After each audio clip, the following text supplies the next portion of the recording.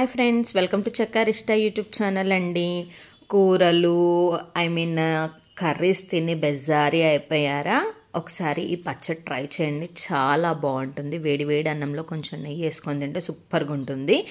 దీనికి మనకు కావాల్సింది చింత చిగురు అనమాట. కొంచెం చింతపండు, ఎల్లుల్లిపాయలు, కొంచెం ఉప్పు, కారం అనమాట. ముందుగా చింత చిగురు కాడలన్నీ కొంచెం నీట్గా తీసేసుకొని వాటిని ఒక బౌల్లో వేసుకొని నీటిలో కడగాలన్నమాట. బాగా మంచిగా కడిగేసుకోవాలి. తర్వాత ఆ లీవ్స్ అన్నీ ఒక బౌల్లోకి ట్రాన్స్ఫర్ చేసుకోండి. ఒక బాండీలోకి వేసేసుకోండి. వాటర్ అంతా డ్రైన్ చేసేసి ఆ చిగురంతా ఇందులో వేసేసుకోండి. చింత చిగురు అయితే చాలా బాగుంటుందండి. దీంట్లో ఇది మనకు కొంచెం పుల్లగా వగరుగా ఉంటుంది చింత చిగురు. దీంట్లో కొంచెం మనం చింతపండు వేస్తే టేస్ట్ అయితే సూపర్గా ఉంటుందన్నమాట. అందుకనే కొంచెం చింత చిగురుల పచ్చడిలో చింతపండు వేసుకోమని చెప్పాను. ఇలా ఈ చిగురంతా డ్రైన్ చేసేసి ఇందులో వేసేసుకోండి. తర్వాత స్టవ్ వెలిగించేసుకొని కొంచెము ఈ చిగురు కలర్ మారేంత వరకు వేయించుకోండి. ఇప్పుడు మనకి గ్రీనిష్ షేడ్లో కనిపిస్తుంది కదా, అక్కడక్కడ బ్రౌన్ షేడ్లో వస్తుంది కదా. మనకి మొత్తము లైట్ బ్రౌన్ షేడ్లో వచ్చేంత వరకు సిమ్లోనే పెట్టుకొని వేయించుకోండి. బాగా వేయించుకోవాలన్నమాట, మగ్గాలన్నమాట. ఈ చిగురు మనకు తొందరగానే మగ్గుతుంది. చూడండి, కనిపిస్తుంది కదా వీడియోలో, కలర్ చేంజ్ అవుతుంది చూడండి. చిగురంతా ఇలా లైట్ బ్రౌనిష్ షేడ్లో వచ్చేంత వరకు చిగురిని వేయించుకోవాలన్నమాట. ఆ వాటర్ అంతా కొంచెం డ్రైన్ అయిపోతుంది. చూడండి, మనకు కలర్ చేంజ్ అవుతుంది. అబ్జర్వ్ చేస్తున్నారు కదా. రోజు కర్రీతో తిని బెజార్ అయిపోయి ఉంటారు. ఒకసారి ఈ పచ్చడి ట్రై చేసి చూడండి, చాలా బాగుంటుంది. ఇదిగోండి, ఇందాక ఈ గ్రీన్ షేడ్లో ఉంది కదా, ఇప్పుడు చూడండి ఇలా లైట్ బ్రౌనిష్ షేడ్లోకి వచ్చేసింది. ఇలా మొత్తం వేయించుకోవాలన్నమాట. తర్వాత ఇందులో కొంచెం చింతపండు వాటర్తో సహా వేసేస్తున్నాను చూడండి. కొంచెం చింతపండు ఇందులో వేసుకోవాలన్నమాట. ఎందుకు వేయమంటున్నానంటే కొంచెం మగ్గుద్ది అనమాట. వేడిగా ఉంటుంది కదా ప్యాన్, మనకు ఆల్రెడీ కొంచెం మగ్గుతుందని చెప్పేసి ఇలా చింతపండు కూడా కొంచెం అందులో వేసేసానమాట. ఈ వాటర్ అంతా ఇంకిపోయేంత వరకు బాగా వేయించుకోవాలన్నమాట. కొంచెం సిమ్లోనే పెట్టుకోండి. హై మంటలో పెడితే కొంచెం మాడినట్టుగా టేస్ట్ ఇదవుతుందనమాట.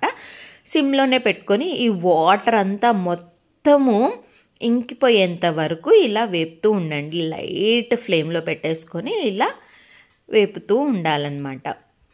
మీలో ఎవరైనా ఈ పచ్చడి ట్రై చేశారా? ఒకవేళ ట్రై చేసుంటే నాకు కామెంట్ చేయండి. ఒకవేళ కొత్తగా చేస్తుంటే ఒకసారి నాకు ఈ పచ్చడి ఎలా వచ్చిందో కూడా కామెంట్ చేయండి.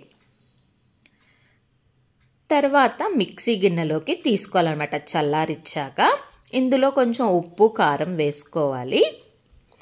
ఎల్లిపాయలు కూడా కొన్ని వేస్తానన్నమాట. నేను పచ్చివి కొన్ని వేస్తాను, కొన్ని తాలింపులో కూడా వేస్తానన్నమాట.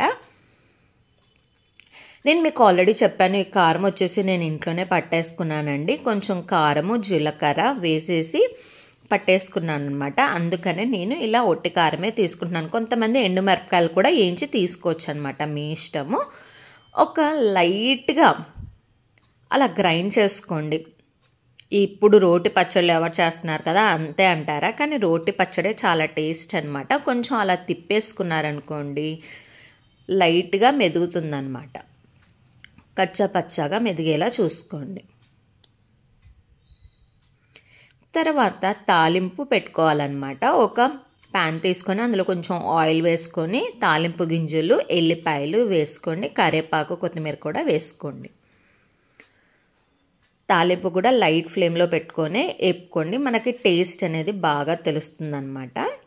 కొంచెం ఆయిల్ కాగంగానే కరివేపాకు కూడా వేసేసుకోండి. ఇది కొంచెం చల్లారాక మనం ఇందాక పచ్చడి తీసుకున్నాం కదండి మిక్సీ జార్లో, అది ఒక మిక్సీ జార్లో ఉన్నది కదా, అదంతా గిన్నెలోకి ట్రాన్స్ఫర్ చేసుకొని ఈ తాలింపు కూడా అందులో వేసేసుకోవాలన్నమాట.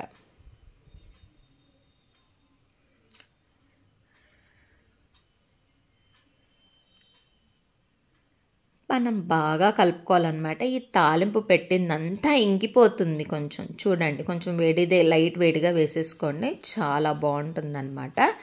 పచ్చడి అయితే చాలా బాగుంది. ఒకసారి మీరు కూడా ట్రై చేయండి, కామెంట్ చేయండి. ఒకవేళ ఈ వీడియో నచ్చితే బాయ్.